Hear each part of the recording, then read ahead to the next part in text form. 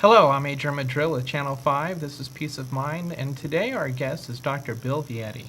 And Dr. Bill Vietti is an optometrist here in Chanute.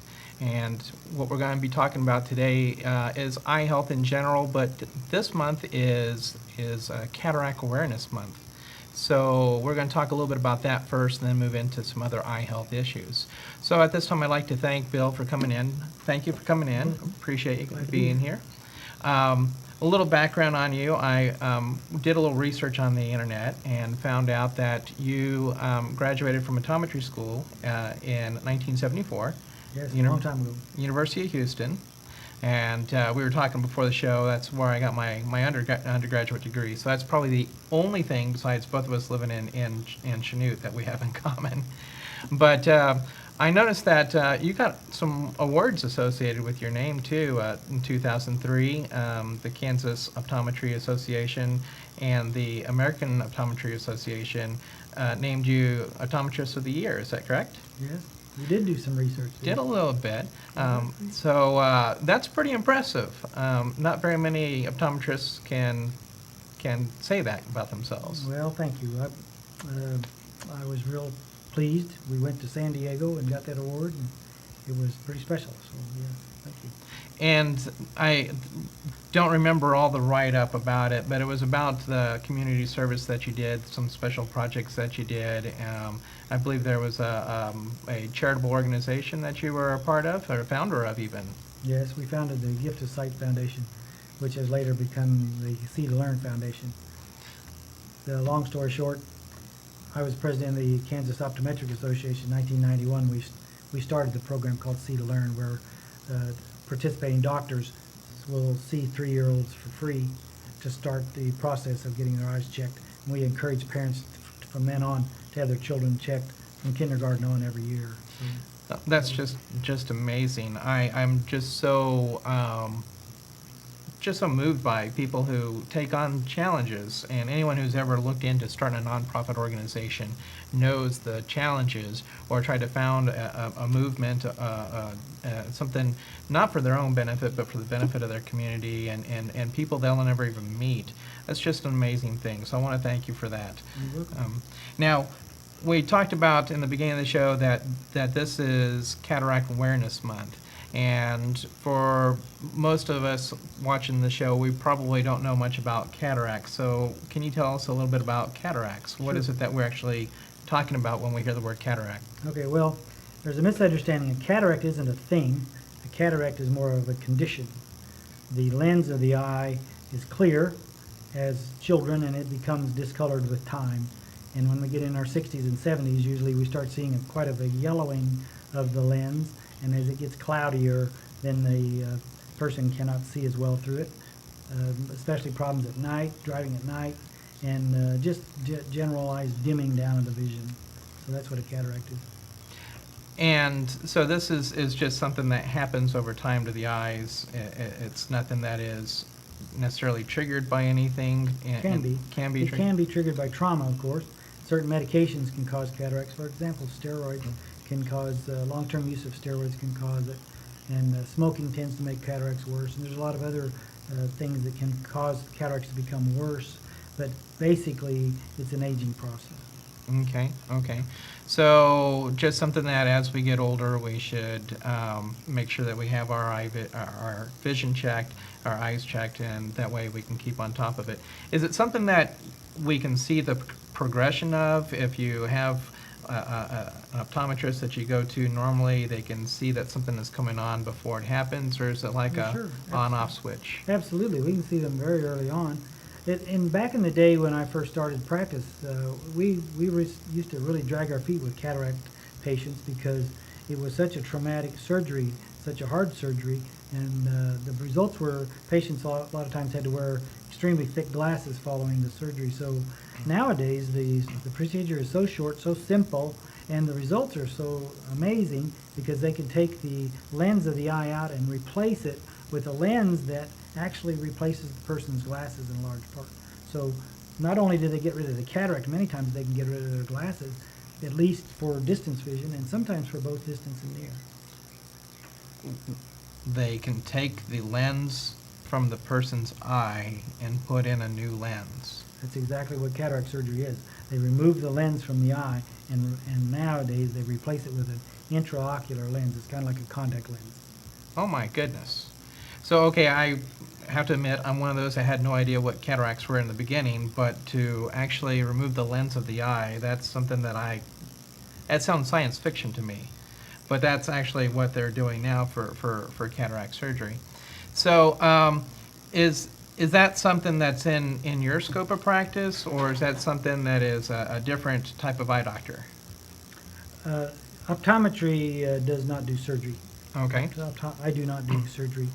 We have two ophthalmologists that come to town that do cataract surgery for us in Chanute.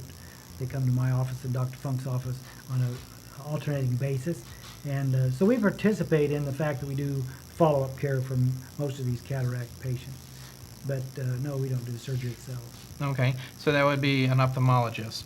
Yes, sir. So, and that would be the difference between an optometrist and an ophthalmologist. The basic difference in between the two is the surgical aspect. Okay, okay. So that's really, I don't think people realize how good we have it in Chanute with all the different services that we have here. We don't necessarily have the specialists that the big cities have, but we have arrangements with them to come in, and so we have the ability to have the cataract surgery done here, which saves from having to drive to Wichita, Kansas City, Tulsa, and have to have somebody else take a day off work and drive Sure. us back. Sure. So that's wonderful. That's wonderful. And then their follow-up care is just done right in your office. Most of the time. Yes, most of the time they can do the follow-up care with us. Great. What kind of things then is it that you see most of the time in Chanute, Kansas, in your office? What kind of care do you do? Well, of course, most of our basis is just glasses, contact lenses, vision correction problems. That's what we see more of than anything. But we do see a lot of health issues. Cataracts are very, very common. Chanute has a lot of patients over 65, and that's when we see cataracts. We see a lot of diabetics anymore, and diabetes can cause problems in eye disease, and also in just glasses situations can be caused by diabetes. We see macular degeneration and other complications in the eye. Okay. And macular I can't even speak today, degeneration. Yeah. Can you explain what that is for us? You were talking about before the aging of the eye with cataracts. Is that a different type of aging of the eye, or is it completely different? Absolutely different. The retina is the lining at the back of the eye, and that's the tissue that we see light with. And in a macular degeneration situation, the macula gets very atrophic. It gets very irregular. It's kind of like it gets wrinkled, and it's kind of like it gets holes in it and spaces in it. So it'd be like going to a movie, a drive-in movie, and having holes in the movie screen. There's just gaps in the person's vision. It's mostly a hereditary type of condition, most likely to be passed on. If you have a parent or grandparent that has macular degeneration, you're much more likely to have it than if you don't have any family history of it. So it's genetically passed, or it's just a correlation? It is very much correlated with genetics. It's also more a blue eye disease. It's also worsened by smoking. It's also worsened by obesity. Diabetes can make it worse. So there's a lot of conditions that can contribute to macular degeneration being worse. So that's interesting how now more than one time I've heard smoking can make our eyes worse, and we're not just talking about getting a little smoke in the eye and getting them irritated, No, but actually creating long-term health issues that affect our vision long-term. So just a little FYI to the folks out there, smoking is harmful in more than one way, if you haven't picked up on that yet. Now, one of our viewers just sent a message in. We have that wonderful capability here at Channel 5, and was talking about how LASIK started.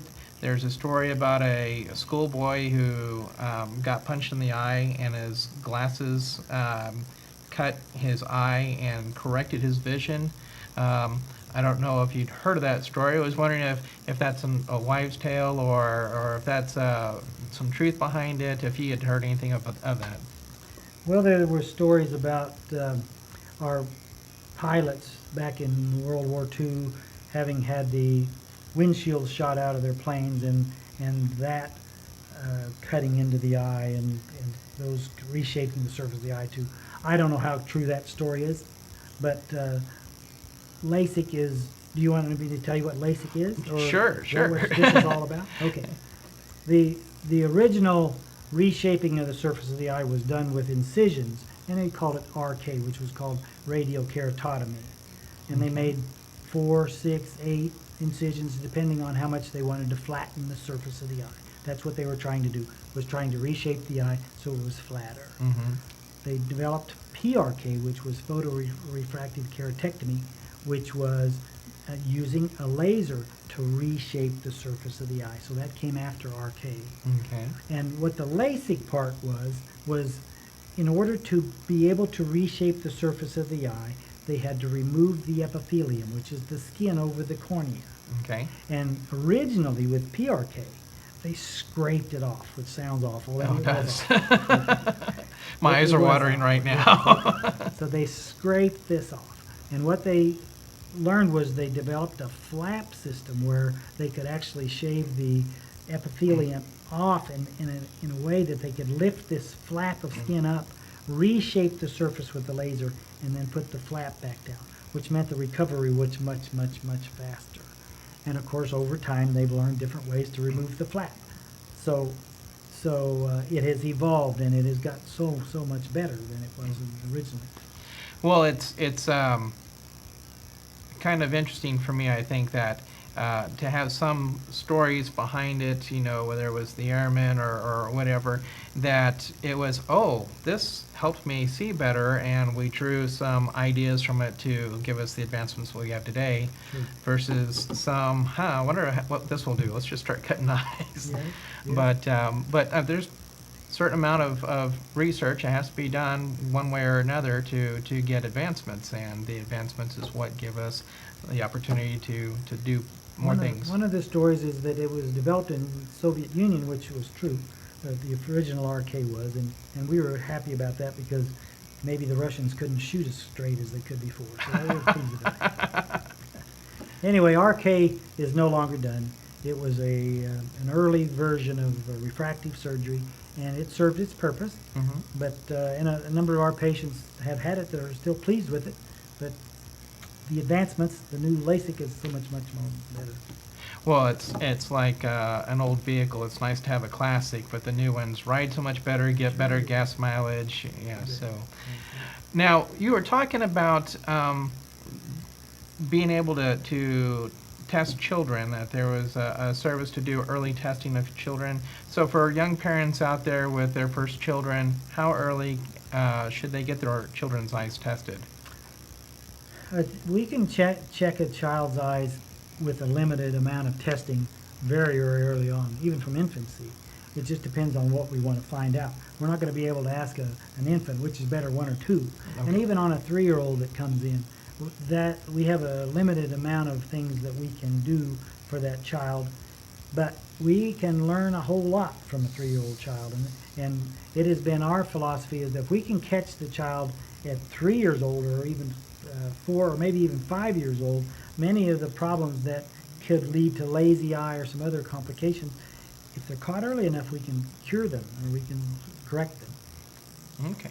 So what is lazy eye? That's a really good question. Most people think that lazy eye is when one eye turns out or in.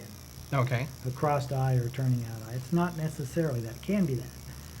When one eye functions less than the other eye, that's what a lazy eye is. If a person cannot be corrected to see as well with one eye as the other eye, that's basically what lazy eye is. Oh, okay. And if a child were to come in at 3 years old and have perfectly good vision in one eye and the other eye was uncorrected, that eye could not develop properly and leave it lazy for the rest of their life. had a patient one time that she brought two of her children in, and she was specifically worried about her 5-year-old child that she brought in. And she had her 8-year-old child there with her, and she said, I'm going to have them both checked. My 8-year-old's been fine. She's had her checkups at the school, but the 5-year-old I want to make sure because she's got some trouble. Well, we checked them out, and they both had some issues, but it was especially noticed with the 8-year-old is because I asked her to sit in the chair, and I said, okay, would you cover up one eye? And she said, would you like me to cover up my good eye or my bad eye? And the mother about fainted because she had no idea that she had lazy eye. And at 8 years old, it was, well, at that point in time, honestly, our success was not very good with that young lady to try to correct that vision. If we can catch them at 3 or 4, most of the time we can. Okay. It's just amazing how our brain can adapt to what we have to try to compensate, and for her to be that astute at that age, that, you know, would you like for me to cover up my good eye, is kind of an amazing thing. So you hit on something that school eye checks done at the school. That's a nice thing that the schools provide. But just like the healthcare checks that are done at a free health fair, it's probably not really a good substitution for going and having the appropriate health check at an appropriately trained facility. Well, absolutely. That's totally different. So besides lazy eye, there's a whole list of other things with an eye attached to it, like pink eye and different things like that. What are things that are things that we can avoid easily? I've heard of sty in the eye, things like that. Is there some things that we can do to keep from getting health issues, whether they're acute health issues or chronic health issues? Well, yes, sure. Cleanliness and general health issues, sure, absolutely. Take care of yourself. So, sty, you mentioned sty. A sty is basically an infection of a tear gland in the eye, or a tear follicle, or a hair follicle, and it's cleanliness most of the time. So we see styes. We have patients that work at Ash Grove Cement. They get dust in their eyes all the time. What do they need to do? They need to clean that off when they get home. Wash their eyelids well. So mostly styes are an infection because of something that the person has gotten into their eye or on their eye. So cleanliness. So you bring up a good point. I mean, a lot of us don't work in that cement environment, but a lot of us will go out and mow the grass and grass clippings and stuff, and a lot of times we just rub our eyes. And I'm guilty of it. My wife says, don't rub it. So is there a way that we should go about washing our eyes? Just can't toss them out and put them in the dishwasher. Well, if a person has an eyelid issue, a condition called blepharitis is where the eyelid is inflamed, and it's a chronic condition. Some of these people have this just chronically, especially farmers and people that are in dusty conditions. Warm washcloth soaked, just get it hot, soak the eye for a minute or so, and then take that same washcloth and scrub with wetness and scrub that off. So just general hygiene. Okay, great. How about not trying to promote any one product or another, but a lot of these eye drops you see, you know, in the grocery stores or Walmart or things like that. Are those useful daily? Are some of them daily, or some of them occasional use? Or It depends on what you need to use. I mean, I have patients that come in that they use Visine every day, and it's not good because you can get a rebound reaction from that antihistamine. So to use some eye drops indiscriminately is not good. Now, we have an awful lot of patients who use artificial tears on a daily basis, and they should be told which ones are the best, and so their eye doctor will tell them. Okay. But yeah, we have a jillion. You go to the store and there's a jillion different drops there, and some are better than others. And I certainly don't know all of them, but I certainly have ones that I like. It's certainly overwhelming when you look at anything at the store. It's like 38 different choices, and a lot of them are the same thing as the other, and so but some have an antihistamine in them, some have a lubricant in them, and so if you have any issues with your eyes, talk to your eye doctor and see what they suggest. Sure, absolutely. Something that's always annoyed me since I was a kid, and occasionally you'll see like dogs with this. I think is the same thing. They'll call it gnat biting, where they're snapping at things that aren't there. I think they call them floaters for us. What can you tell us about floaters? Because I just kind of do this all the time. The eyeball is filled with a clear substance. We call it the vitreous humor. It's actually, in a child, the vitreous is more like jello. And in an adult, especially over 50, the jello is more like egg white. It becomes more liquefied over time. And as it does become more liquefied, it begins to move around in there. And the fibers that were holding it in place when it was more like jello break free from the back of the eye. And these start to float in front of the retina and cause a casting a shadow onto the retina from light that hits these. And so you actually are seeing the shadow of the particle that was holding this vitreous in place. Also, there's an artery inside the eye. Before we were born, it's called a hyaloid artery. And that artery never leaves the eye. It's always there, but it has no function anymore. And it becomes segmented over time as the eye grows larger and bigger. And so it fragments, and you'll see little pieces of that floating around inside your eye. So even though the eye is an amazing thing, it's not totally perfect, and that's why you'll see floaters. But they're nothing to worry about. Can be. They can be. Okay. If a floater is sudden, if it's great big, that should be checked out. And Okay. especially if the person sees flashes of light that aren't there. If you turn the lights off in your bedroom and there's flashes of light, especially if there's zigzaggy flashes of light, and this is a new floater or a bigger floater or significantly different than you've had, it could be something worse. It could be a retinal detachment, which has to be ruled out. Okay. Okay. So if there's little spots, if there's little holes, if there's little shading, if there's little floaters, basically if there's any changes in your vision, you should go and see an eye doctor. Absolutely. It's your vision, Mhm. so you want to be taking care of that. We see floaters all the time. Floaters that are what I described first, these little particles, they are of no consequence. If this is new and significant, the patient needs to be evaluated. Absolutely. Okay. So one of the things that a new parent might wonder is, what do I need to be looking for in my child as a warning sign? What maybe behaviors or something that you can comment on? Well, how long do we have? As long as you want to take. Itching, rubbing the eyes, blinking funny, holding the head funny, tilting the head, squinting to see, just identifying things and them not being able to see them. Any number of things that are out of the ordinary. This is the kind of thing that we ask the parent when they bring the child in. Are you noticing any of these things? Okay.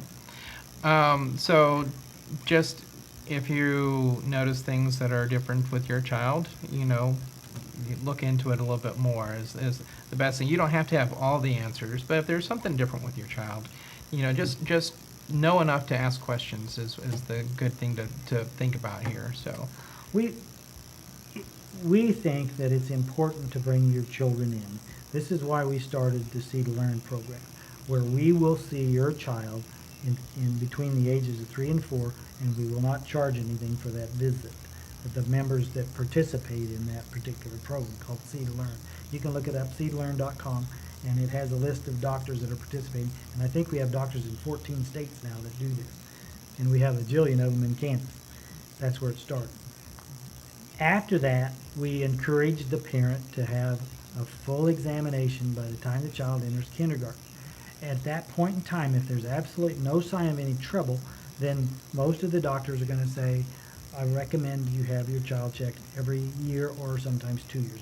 In my case, a lot of times I recommend 2-year rechecks if I don't see anything wrong at all. But the child learns through their eyes more than any of their other senses. So we feel like it's extremely important that child be seeing well all the way through school. And the school screenings, they do a service, but they're just not a substitute for a regular eye examination. Very, very good information. I do appreciate it. One of the things I wanted to squeeze in also was computer vision syndrome. I know my eyes was getting tired. Were getting tired, so I got glasses. But when I'm looking at the computer for a period of time, my eyes still get tired. So I was reading about computer vision syndrome, and I was wondering if you could share a little more with that. The way the eye works, the lens of the eye is relaxed when we look at distance. When we look up close, the lens has to refocus. So the ciliary body pulls the lens into a new position.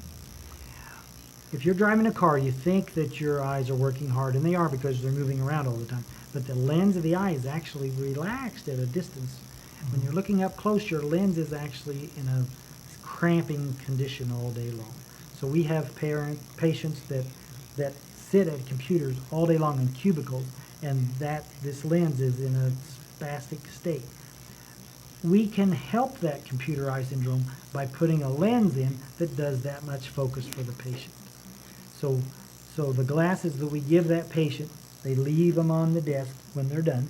Mm-hmm. The next morning they put them on, and there they have a lot better vision. And at the end of the day, their eyes are more comfortable. That's what computer vision syndrome is. It's just a matter that their eyes are doing what they're supposed to do, but they're doing it for too long. Right. We're not used to being in that sort of environment. We weren't originally designed that way. No, Okay. not at all. We don't have much time left, and so I want to make sure that we covered anything that maybe you wanted to put out, anything that's important to you, or some eye health information that we might not have covered yet. Is there anything you can think of that you want to share with the audience? No, not that no. Okay. Well, it seems like we can talk about this all day long. And so if I do.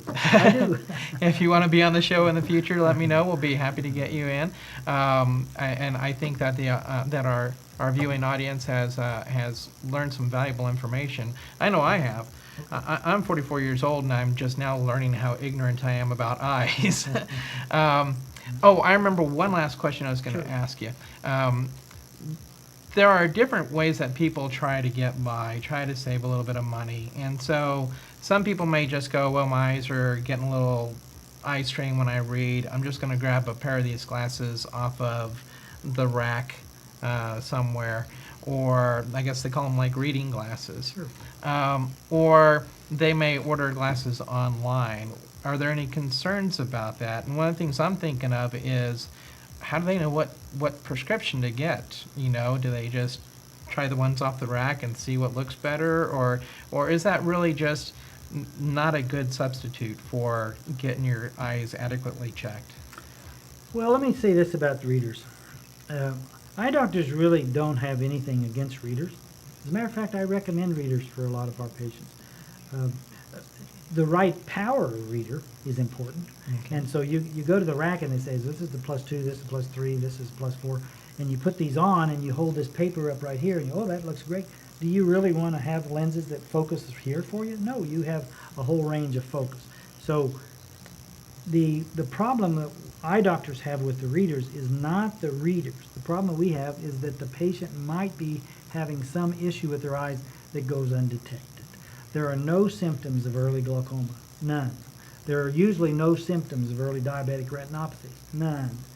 If you have those two things and they go undetected, you are at risk of losing your vision. Mm-hmm. You get too far along and they're not even treatable. So readers are okay as long as there's nothing else wrong. And so we encourage the patient that is having trouble with their vision, come in, let us check it. If all you need is readers, I'll tell you that. That's fine. I have readers myself that I use myself, okay? So it's okay. But